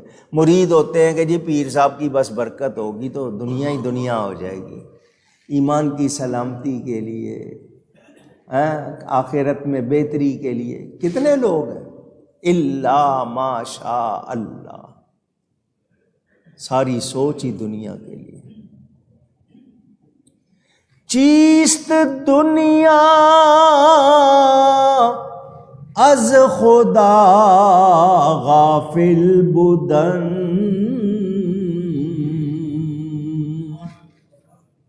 چیست دنیا، دنیا کیا ہے؟ خدا سے غافل ہو جانا، اللہ کی یاد بھول جانا، یہ ہے دنیا. نیک و معاشو نقراؤ فرزند و زن، یہ کپڑے چاندی سونا گھر بار اولاد کا نام دنیا نہیں ہے. اللہ کی یاد سے اگر آپ کو بیوی ملی ہے جو اللہ کی یاد آپ کو اور زیادہ کرا رہی ہے وہ تو نعمت ہے. آپ کو نعمتیں ملی ہیں، اچھا کاروبار ہے، تو آپ اس کے حوالے سے اچھا کام کر رہے ہو تو یہ اچھی بات ہے۔ دنیا یہ نہیں ہے کہ جی بس آپ سمجھ لیں کہ مسجد میں جا کے بیٹھ جانا ہے، صرف تسبیح ہاتھ میں پکڑ لینی ہے اور کچھ نہیں کرنا۔ نہ، میں نے آپ کو سنایا، واقعات پڑھیں۔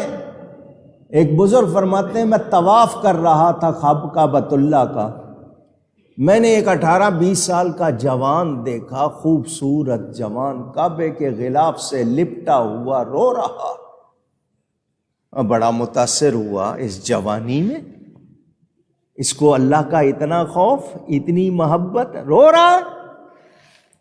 بڑا متاثر ہوا۔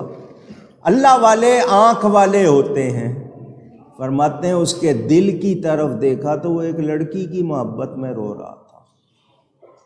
دنیا دیکھے تو کیا سمجھے، اور حال دل کا کیا ہے؟ میں نے کہا کتنی عجیب بات ہے، یہ لڑکا کیا کر رہا ہے، لپٹا ہوا کعبے کے غلاف سے اور لڑکی کے لیے رو رہا ہے۔ فرماتے ہیں میں اپنی عبادت کر کے باہر نکلا، بازار میں سے گزرا تو مجھے سامنے سونے والا جیولر، صراف، سونار نظر آیا، اس کے دائیں بائیں آگے پیچھے سونا ہی سونا۔ میں نے کہا اس کو کہیں اللہ کی یاد آتی ہوگی، ہر وقت یہ سونا چاندی اس کے سامنے، اس کو تو اللہ کا خیال بھی نہیں آتا ہوگا۔ فرماتے ہیں اس کے دل کی طرف دیکھا تو اس کا دل اللہ کی یاد میں لگا ہوا تھا۔ اس لڑکے کو دیکھو، کعبے کا غلاف، دل کا کیا حال، ادھر یہ سارا ہاتھ دنیا میں، مگر دل کا حال۔ تو وہ اسی لیے کہتے ہیں نا، دست بکار دل بیار، ہاتھ کام میں دل یاد میں، ہاتھ کار ولے دل یار ولے۔ وہ جو حضرت سلطان باہو نے سکھایا نا کہ کوئی سانس بھی غفلت میں نہیں گزرنا چاہیے۔ دم، آپ کے ہاں لفظ دم اردو میں آپ نے سنا ہوگا، دم کے معنی سانس کے بھی ہیں۔ وہ کیا فرماتے ہیں، جو دم غافل سو دم کافر، جو سانس بھی غفلت میں گزرا ہے وہ کفر میں گزرا ہے۔ میرے مرشد نے مجھے یہی سبق پڑھایا ہے، دل کی دھڑکن سے بھی ذکر ہو، سانس اندر جائے تو اللہ، باہر نکلے تو ہو۔ جو دم غافل سو دم کافر، مینو مرشد اے ہو پڑھایا ہو۔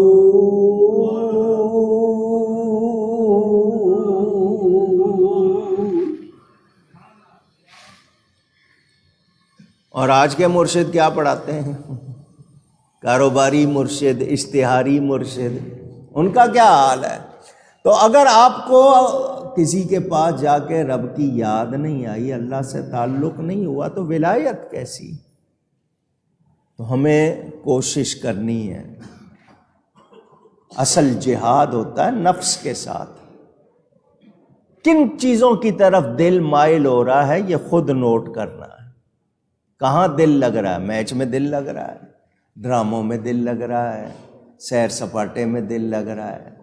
کہاں دل لگ رہا ہے؟ سیر سپاٹا منع نہیں ہے، تفریح منع نہیں ہے، جائز تفریح، کھانا پینا منع نہیں ہے، عمدہ لباس پہننا منع نہیں ہے، اللہ کی زمین میں سیر کرنا منع نہیں ہے، مگر یہ چیزیں دل میں نہ ہوں۔ یہ چیزیں اونچی، دل میں رب کی یاد ہو، دل میں رب کی یاد، پھر ہوتی ہے بات۔ اے میرے حبیب آپ فرما دیجئے، اللہ بس ہے، اللہ کافی ہے، میرے اور تمہارے درمیان گواہ۔ مانو گے اللہ کو، مجھے مانو گے تو اپنے بھلے کے لیے، نہیں مانو گے تو اپنا نقصان کرو گے، اللہ اور اس کے رسول کا کوئی نقصان نہیں۔ یعلم ما فی السماوات والارض، یعلم ما فی السماوات والارض، جو کچھ، میں نے آپ کو کئی مرتبہ بتایا، میم الف ما، عربی گرامر جانتے ہوں تو اس کو کہتے ہیں عام. کیا کہتے ہیں؟ انگلش میں آپ کامن کہیں گے. ایک ما عام ہوتا ہے، ایک لا متناہی ہوتا ہے، جس کی کوئی انتہا نہ ہو. اب میں نے ترجمہ کیا جو، ماں کا ترجمہ کیا جو. اب اس جو میں کون سی چیز ہے جو نہیں آئی؟ عام ہے نا. جو کچھ آسمانوں میں اور زمین میں ہے اللہ جانتا ہے، اللہ جانتا. وہ آپ کو سائنس والے کہیں کہ جی کورونا کا وائرس نظر نہیں آتا، اتنا باریک ہے. یہ انسان کہہ رہا ہے اتنا باریک ہے نظر نہیں آتا، وہ اس سے بھی زیادہ باریک ہو میرے رب سے چھپا ہوا. باریک سے آپ کے دل میں ہلکا سا خیال بھی گزرے گا، رب سے کچھ چھپا ہوا اونچی. اور اس رب نے اپنے حبیب سے اپنا آپ نہیں چھپایا،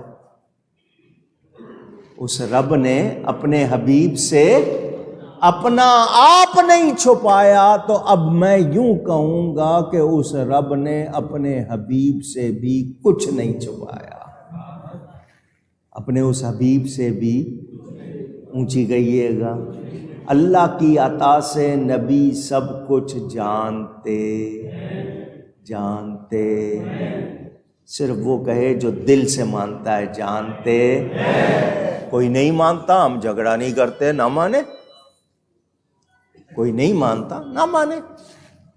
وہ نہ مان کر نبی کے علم کو کم نہیں کر سکتا، نبی کی شان کو کم نہ مان کر اپنا نقصان کرے گا، نبی کا کوئی نقصان. سورہ توبہ پڑھ لیجئے. منافق کہتے تھے ان کو کیا پتا، ہم جو باتیں کر رہے ہیں ان کو کیا پتا، ہم جو کہہ رہے ہیں ان کو کیا پتا. حضور نے فرمایا نکلو میری مسجد سے. منافقوں کو حکم دیا اخرج، نکل جاؤ. وہ بیٹھے رہے، ان کا ان کو کیا پتا، یہ ہمارے دل کا کیا حال ہے ان کو کیا پتا. حضور نے فرمایا نکلتے ہو یا نام لوں. وہ پھر بھی بیٹھے رہے. پھر نبی پاک نے نام لینے شروع کر دیے. او فلانے فلانے کے بیٹے، او فلانے فلانے کے بیٹے، نکل جاؤ. اب نام لے لیے. ان کے سارے دعوے قرآن میں سورہ توبہ پڑھ لیجئے گا تفسیر میں. مجھے یہ بتائیے نبی کو علم ہے یا نہیں؟ کس نے دکھایا، کس نے سکھایا، کس نے بتایا؟ میرے پیر و مرشد حضرت صاحب کرما والے فرماتے تھے جب ہم شرق پور شریف جاتے تھے حضرت شیر ربانی کے پاس، تو ان کے پاس بیٹھ کر ہمیں سارا جہان نظر آتا تھا، ہمیں سارا. اور 14ویں صدی میں نبی پاک صلی اللہ علیہ وسلم کے غلاموں کی یہ شان ہے کہ ان کے غلاموں کے پاس بیٹھے جہان نظر آ رہا ہے جس کی خاطر رب نے بنایا، جو رب کے نور سے بنا ہے، اس کی کتنی شان ہوگی. پیدا ہوئے تو والدہ کہتی ہے میں نے ان کے نور سے شام کے محلات دیکھ لیے. آج کوئی نہیں مانتا تو بتائیں نبی کا کوئی نقصان ہے؟ اللہ کی عطا سے نبی سب کچھ جانتے.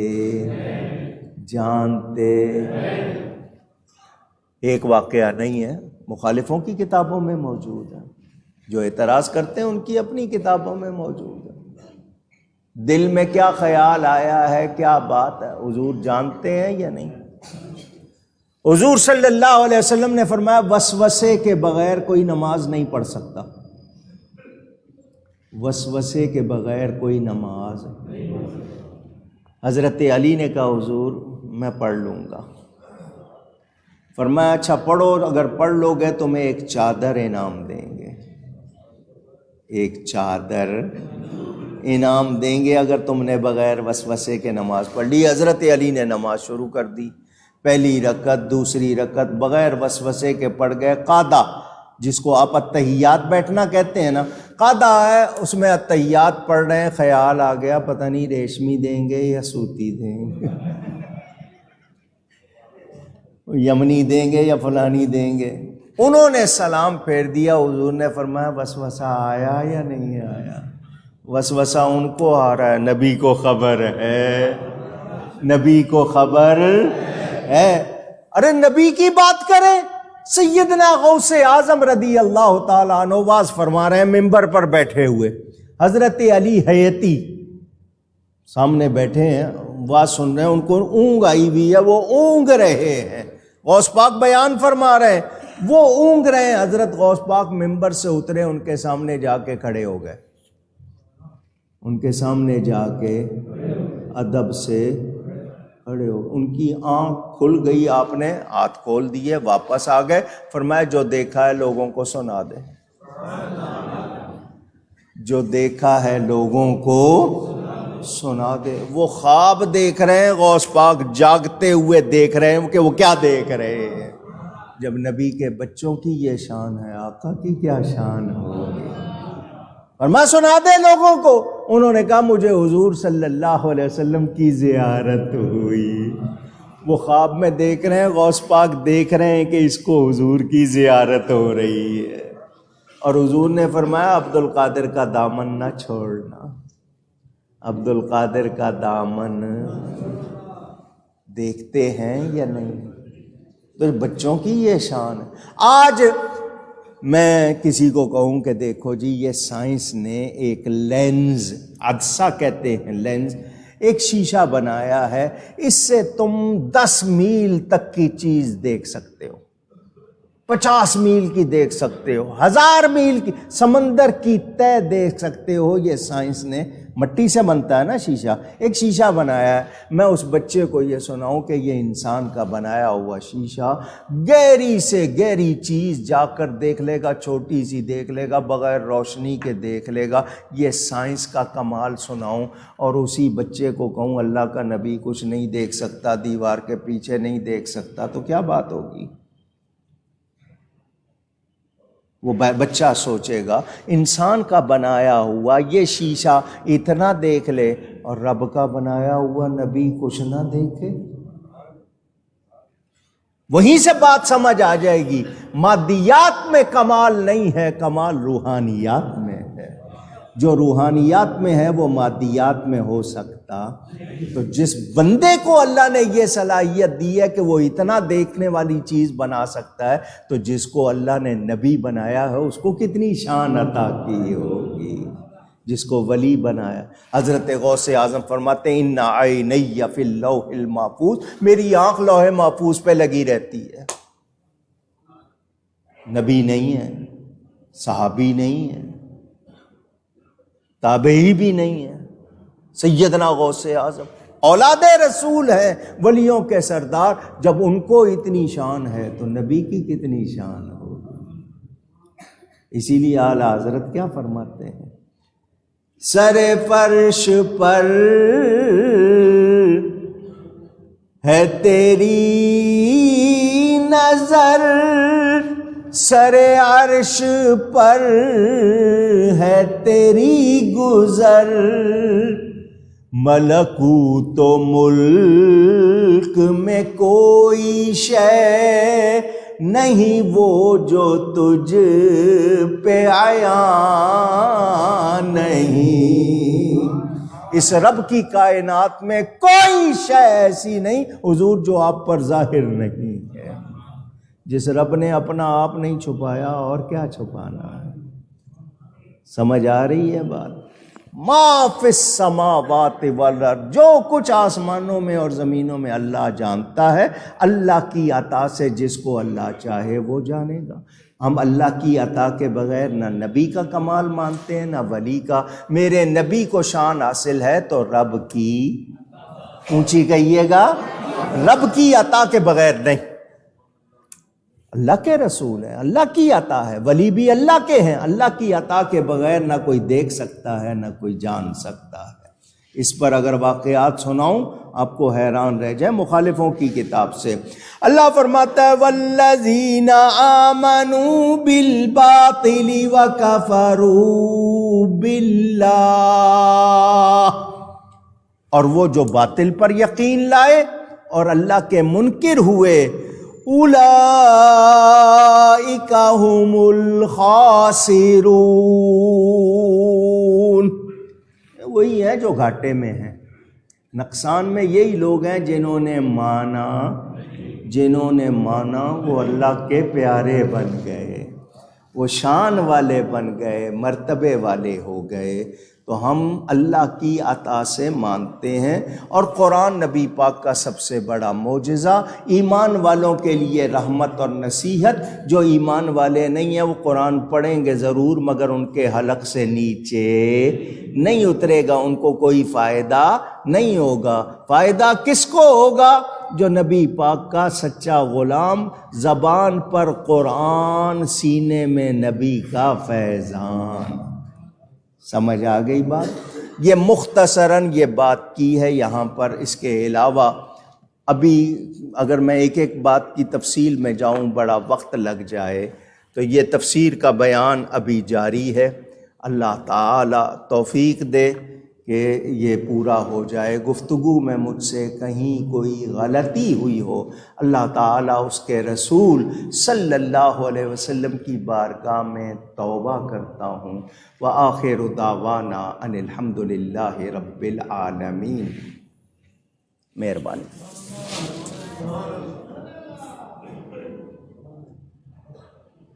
ہمارے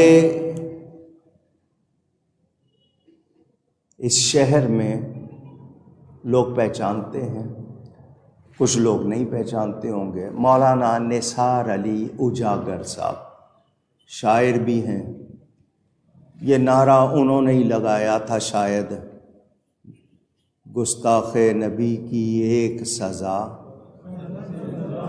یہ مجھے جہاں تک یاد پڑتا ہے یہ نعرہ بھی انہوں نے ہی بنایا تھا۔ شاعر ہیں، بہت اچھے، فاضل بھی ہیں۔ ان کے والد کل انتقال کر گئے، اللہ تعالیٰ ان کی مغفرت فرمائے۔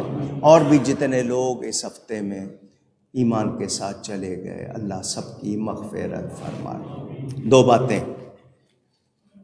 پہلی بات تو یہ کہ پاکستان میں سنیت کے حوالے سے علمی خدمات جن ہستیوں نے انجام دی پاکستان بننے کے بعد، ان میں ایک ہستی حضرت سیدنا محدث اعظم مولانا محمد سردار احمد صاحب، پرانا نام لائل پور، اب نیا نام فیصل آباد۔ حضرت نے مدتوں طلباء کو حدیث شریف پڑھائی، ان کو محدث اعظم کہا جاتا ہے۔ اعلیٰ حضرت کو انہوں نے دیکھا نہیں تھا، اعلیٰ حضرت کے عاشق ہو گئے۔ اعلیٰ حضرت کے بڑے بیٹے حجت الاسلام حضرت مولانا حامد رضا صاحب سے وابستہ ہوئے۔ بریلی میں ہی اعلیٰ حضرت نے جو مدرسہ بنایا تھا اس میں استاد مقرر ہوئے۔ وہاں سے پاکستان آئے، ڈیوٹی لگی فیصل آباد میں، ایک درخت کی چھاؤں میں بیٹھ کے لوگوں کو حدیث پڑھانی شروع کی۔ ڈپٹی کمشنر شیعہ تھا اس وقت، ڈپٹی کمشنر ضلع کا مالک ہوتا تھا، اس کا بڑا اس وقت اختیار ہوتا تھا۔ وہ دیکھنے بھی آیا، وہ حضرت کے پاس آیا، حضرت حدیث پڑھا رہے تھے، حدیث پڑھاتے ہوئے گورنر، وزیر، صدر کوئی آ جائے حضرت اس کی طرف دھیان نہیں دیتے تھے۔ فرمایا نبی کی حدیث پڑھا رہا ہوں، اس وقت کسی اور کی اہمیت نہیں۔ اس نے کہا میں تو زمین دینے آیا ہوں آپ کو کہ آپ کو مدرسے کے لیے زمین دے دوں تاکہ آپ یہاں درخت کے چھاؤں کی بجائے مدرسہ بنا کے۔ حضرت کا وہ مدرسہ قائم ہوا اس وقت جھنگ بازار فیصل آباد میں، سنی بڑی مسجد، سنی رضوی مسجد کہلاتی ہے، نقشے میں بھی دکھاتے ہیں، بہت بڑی عالی شان مسجد۔ اتنے پکے سنی تھے کہ کوئی بد عقیدہ اگر خراب عقیدے والا مسجد میں آ جاتا تھا تو مسجد دھلواتے تھے، اتنا مضبوط عقیدہ ماشاءاللہ۔ بڑے بڑے علماء ان سے وابستہ ہوئے، شاگرد ہوئے، ان کے بڑے فرزند، ان کے جانشین جو مجاہد بھی تھے، زاہد بھی تھے، عالم بھی تھے، اور پکے صوفی بھی تھے، اور نبی پاک کے بڑے پیارے عاشق بھی تھے۔ حضرت قبلہ الحاج شمس المشائخ حضرت قاضی محمد فضل رسول حیدر رضوی رحمۃ اللہ علیہ، ان کا دوسرا سالانہ عرس پرسوں منایا گیا ہے، کچھ دن پہلے۔ اللہ تعالیٰ ان کے درجات بلند فرمائے۔ ان کے یہ مرید ہیں، پہلے بھی مسجد میں آئے ہیں، آج بھی یہ امریکہ سے آئے ہیں۔ یہ ڈاکٹر عثمان علی صدیقی نام ہے، حضرت کے بڑے پیارے۔ حضرت کو قبر میں آخری وقت میں موجود تھا، وہاں ساری خدمات حضرت نے ان سے لی ہیں، آخری دیدار بھی انہوں نے کیا ماشاءاللہ۔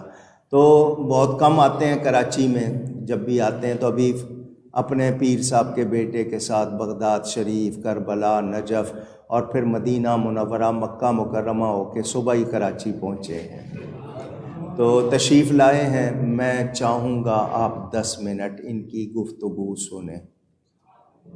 بڑے جوشیلے، انگریزی بھی بولتے ہیں، اسپینش بھی بولتے ہیں، اردو بھی بولتے ہیں، پنجابی بھی بولتے ہیں، اور پتہ نہیں کیا کیا بولتے ہیں ماشاءاللہ۔ تو بڑے اچھے نعت خوان بھی ہیں اور وظائف بھی بڑے یاد ہیں، تو آپ ان سے گفتگو سنیے گا انشاءاللہ۔ دوسری بات یہ کرنی ہے آپ سے کہ ملک میں اس وقت ایک مرتبہ پھر سنیوں آپ پر یلغار ہو رہی ہے، آپ کے عقیدے بگاڑنے کی کوشش، آپ کو علماء سے لڑوانے کی کوشش۔ تو یہ آپ لوگوں کے ہوش کا وقت ہے، جوش کا نہیں بلکہ ہوش کا وقت ہے کہ خبردار رہنا ہے اور دشمن کی سازش کو کامیاب نہیں ہونے دینا۔ اپنے آپ کو سنی رکھنا ہے، اپنی عورتوں بچوں کو سنی رکھنا ہے، اس سوشل میڈیا کے طوفان سے بچنا ہے۔ نئے نئے لوگ لائے جا رہے ہیں، کوئی انجینئر کے نام پہ، کوئی کسی کے نام پہ، نئے نئے لوگ لا کر آپ کو، یہ جو ہوتا ہے نا شکاری، وہ پرندے کی آواز نکالتا ہے، وہ پہلے آپ کی آواز نکالیں گے، آپ کو گھیریں گے، پھر آپ کو خراب۔ تو آپ نے اپنے علماء سے وابستہ رہنا ہے، ان شکاریوں کا شکار نہیں ہونا ہے، اور پاکستان کے لیے خیر مانگو۔ حکمرانوں کو صرف کرسی سے پیار ہے، اپنے اقتدار سے پیار ہے۔ مہنگائی کتنی ہے، لوگوں کا حال کیا ہے، لوگ کتنے پریشان ہیں، ان کو پرواہ نہیں ہے۔ اللہ تعالیٰ ان کو ہدایت دے اور ہمیں اچھے حکمران عطا فرمائے۔